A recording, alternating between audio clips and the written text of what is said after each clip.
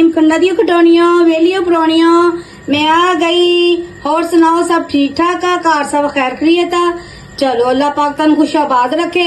अज तन मैं जो सिखान आ रही हूं है ते मिठी डिश लेकिन बहुत आराम ना तसल्ली ना बनाने वाली है ते स्वादी बहुत हुंदी। अज मैं तन बनाना सिखा रही हूं मतंजन जिन्हों कहंदे आ रंग बिरंगा जरदा। ठीक आ चलो फिर आज शुरू करनी आ। आज ए लो शहजादियो तको एक ले लो पतीली ओदे च एक कप मैं पाता घ्यो दा। मैं ऑयल नहीं पाया वा घ्यो पाया वा मतंजन बनना ना जरा खूबसूरत जायके च भी अच्छा होंदा बनास्पति घी। ए लो ओदे च 4-5 लौंग ते लाचियां छोटियां। ठीक आ इनू पा देने असी ओदे च। ए देखो ए चीज आनी चाहिए आवाज आनी चाहिए मैनू देखना अच्छी तरह गरगराहट होवे। उस तो बाद फिर ए दे 1 कप मैं लीती चीनी 1 कप ले लिया मैं पानी ओदी बना ली चाशनी चाश जिन्हों चाशनी कहते आ। ए लो इनू हुण असीं इहदे च पा के जरा ओए ठंडा काली चिट्टा ना ना आन ते फिर मैं तुहानूं दहानी आ। ए तको तको हीरियो ए देखो ए चाशनी साडी पकदी पई। ठीक है 2-3-4 बाले आन ते फिर असीं अपने चावल जिहड़े कीते ना बॉयल मैं 3 बार चावल लीते सी उन्हां नूं मैं अच्छी तरह भिओ के ते बॉयल कर ले सी। ए देखो कणी रखनी है 2 कणी पकाना है ते 2 कणी कच्ची रखना। ए देख लो ए तुहानूं लगदा ही होना देखो। ठीक है ए हुण पा दित्ता इहदे च बिस्मिल्लाह जी।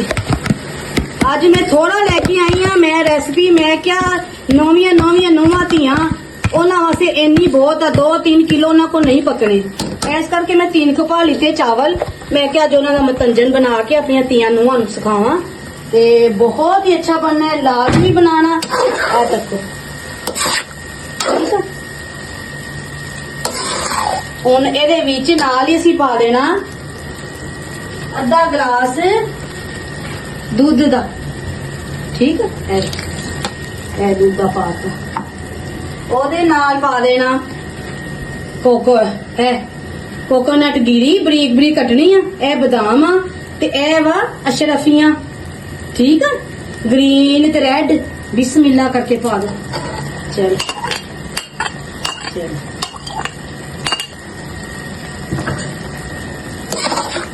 हुण जिद्दां दम लगदा ना फिर मैं तुहानूं दसनी आ एक चीज होर पानी है इहदे च।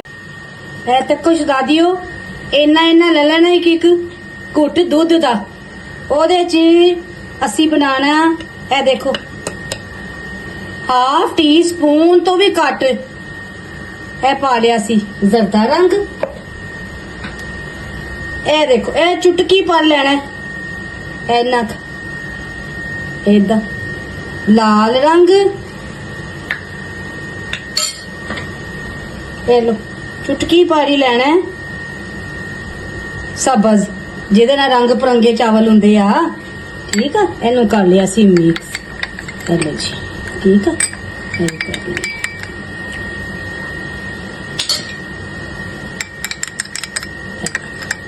हुण असीं पावांगे इनू चावलां दे उत्ते। ठीक है आ जाओ ए तको ए साडे आ चावल थले मैं रखता तवा ते उत्ते रखती है पतीली चावलों वाली। हुण असीं इहदे च पावांगे ए वाला जिहड़ा बनाया सी बिस्मिल्लाह इदां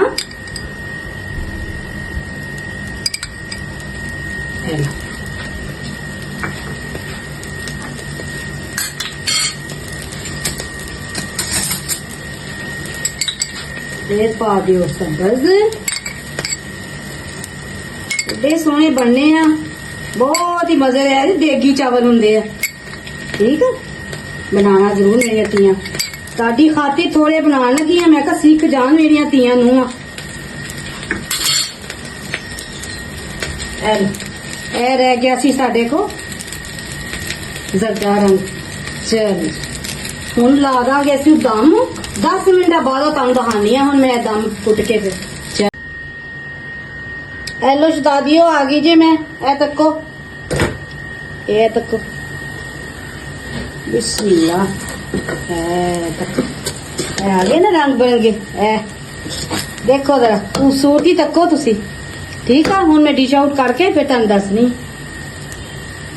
ਲੋ ਸ਼ਹਜ਼ਾਦੀਓ ਮਤੰਜਨ ਸਾਡਾ ਹੋ ਗਿਆ ਬਿਲਕੁਲ ਤਿਆਰ ਤੇ ਫਸਟ ਕਲਾਸ ਖਾਓ ਇੰਜੋਏ ਕਰੋ ਤੇ ਨਾਲ ਮੈਨੂੰ ਸਬਸਕ੍ਰਾਈਬ ਵੀ ਕਰੋ ਬਟਨ ਦਬਾਓ ਬੈਲ ਦਾ ਬਟਨ ਦਬਾ ਕੇ ਸ਼ੇਅਰ ਕਰੋ ਤੇ ਜ਼ਿਆਦਾ ਤੋਂ ਜ਼ਿਆਦਾ ਕਮੈਂਟ ਜਿਸ ਤਰ੍ਹਾਂ ਆਉਂਦੇ ਪਏ ਆ ਉਦਾਂ ਹੀ ਮੇਰੀਆਂ ਧੀਆਂ ਮੈਨੂੰ ਹੋਰ ਭੇਜੋ ਤੇ ਮੈਂ ਤੁਹਾਨੂੰ ਇੱਕ ਗੱਲ ਦੱਸ ਦਵਾਂ ਮੈਂ ਇੱਕ ਕੱਪ ਪਾਈ ਸੀ ਜੇ ਚੀਨੀ ਦੀ ਹਸਬੇ ਜ਼ਾਇਕਾ ਮੇਰੇ ਘਰ ਵਾਲੇ ਖਾਂਦੇ ਆ ਹਲਕੀ ਅਗਰ ਬੇਟਾ ਤੁਹਾਡੇ ਜ਼ਿਆਦਾ ਖਾਂਦੇ ਆ ਤੁਸੀਂ 1.5 ਕੱਪ ਵੀ ਪਾ ਸਕਦੇ ਹੋ ਕੋਈ ਨਹੀਂ ਆ ਜ਼ਬਰਦਸਤੀ ਨਹੀਂ ਆ ਲੇਕਿਨ ਮਿੱਠਾ ਮੈਨੂੰ ਬਹੁਤ ਸੋਹਣਾ ਲੱਗਾ ਬਿਲਕੁਲ ਠੀਕ ਆ ਤੇ ਅੱਗੋਂ ਤੋਰੀ ਆਪਣੀ ਮਰਜ਼ੀ ਆ ਠੀਕ ਹੈ ਆਪਣਾ ਬਹੁਤ ਖਿਆਲ ਰੱਖਣਾ ਤੇ ਮੈਨੂੰ ਦਿਓ ਇਜਾਜ਼ਤ ਅੱਲਾ ਹਾਫਿਜ਼।